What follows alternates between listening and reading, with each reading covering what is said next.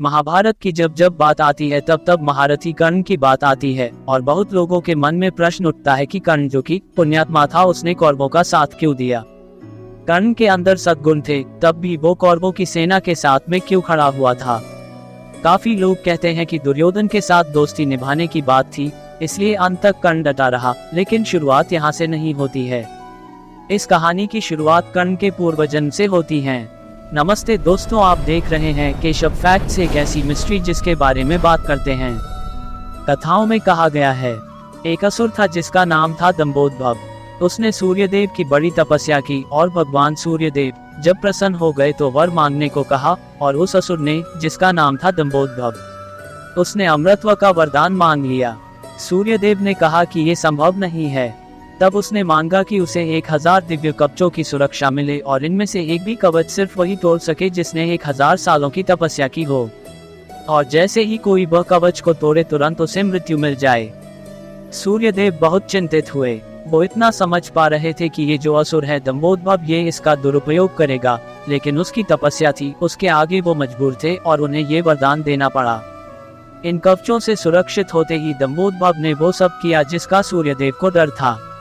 दंभोदभ को जब अपने सहस्त्र कवच 1000 कवच मिल गए तो उस शक्ति को उसने अपने आप को अमर मान लिया और मनचाहे अत्याचार इस सृष्टि पर करने लगा। उसे सहस्त्र कवच के नाम से जाना जाने लगा।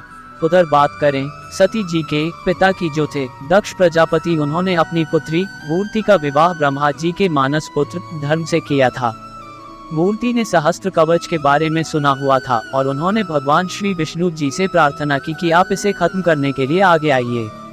भगवान विष्णु जी ने आश्वासन दिया कि वो ऐसा करेंगे, और समय के चक्र में मूर्ति ने 2 जुड़वा पुत्रों को जन्म दिया, जिनके नाम हुए नर और नारायण। दोनों 2 शरीरों में होते हुए भी एक आत्मा थी, और भगवान विष्णु जी ने 2 शरीरों में एक आत्मा के रूप में अवतरण लिया था, जिनका नाम था नर और नारायण।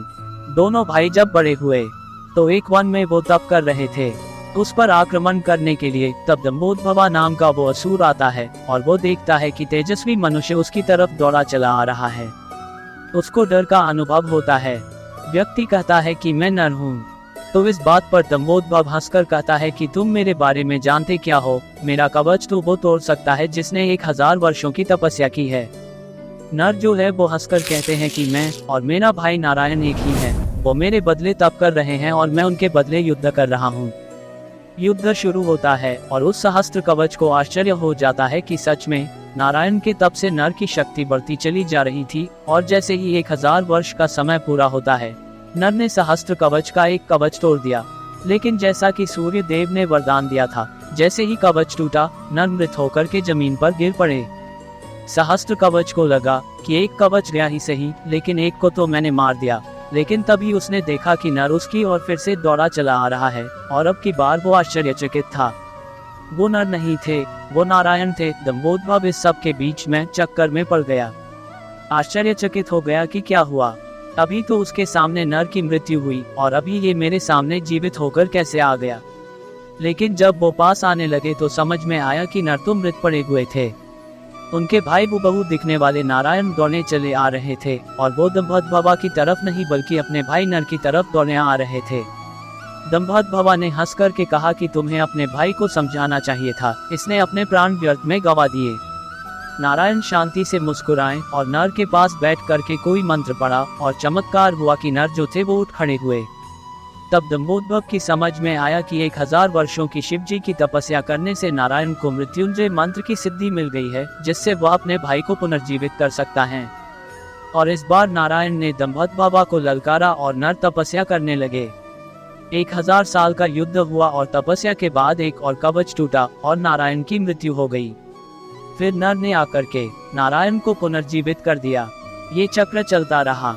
कभी नर मृत होते, नारायण बचाते, नारायण मृत होते, नर बचाते। ये चक्र चलता रहा और इस तरीके से 999 बार युद्ध हुआ। 999 कवच जो थे वो टूट गए। अब सिर्फ और सिर्फ एक कवच बचा था। अब दंभोदभ का जो जितना दम था वो सब खत्म हो गया। उसे लगा कि उसकी मृत्यु हो जाएगी।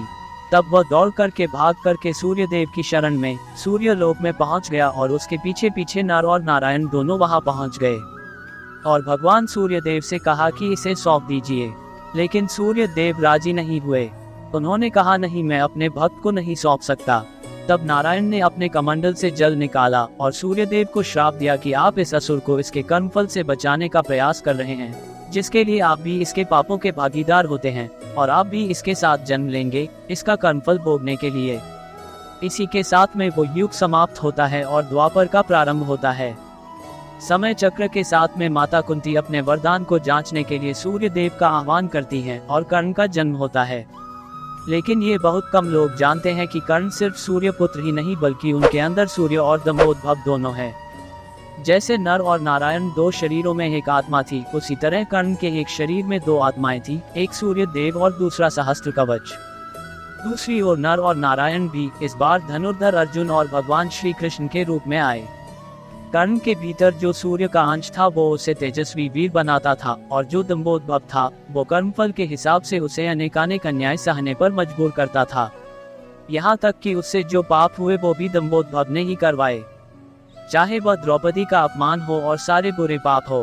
बुरे कर्म अगर अर्जुन कर्ण का कवच तोड़ देते तो तुरंत अर्जुन की मृत्यु हो जाती। इसीलिए इंद्रदेव ने कर्ण का कवच पहले ही मान लिया था। ये थी कर्ण के पूर्वजन्म की कथा कहानी। अगर आज के जमाने की बात करें, अभी के समय में उत्तराखंड में बद्रीनाथ धाम जो है नर और नारायण पर्वत के बीच में स्थित है, जिसे नर नारायण पर्वत कहा जाता है। ये तपोभूमि थी ऋषि नर और नारायण की, जहाँ भगवान विष्णु के अंश जो थे नर और नारायण, उन्होंने तपस्या की थी। देखते रहिए केशव फैक्ट्स, जहाँ आपको बहुत सारी मिस्ट्री के बारे में मालूम चलता रहेगा।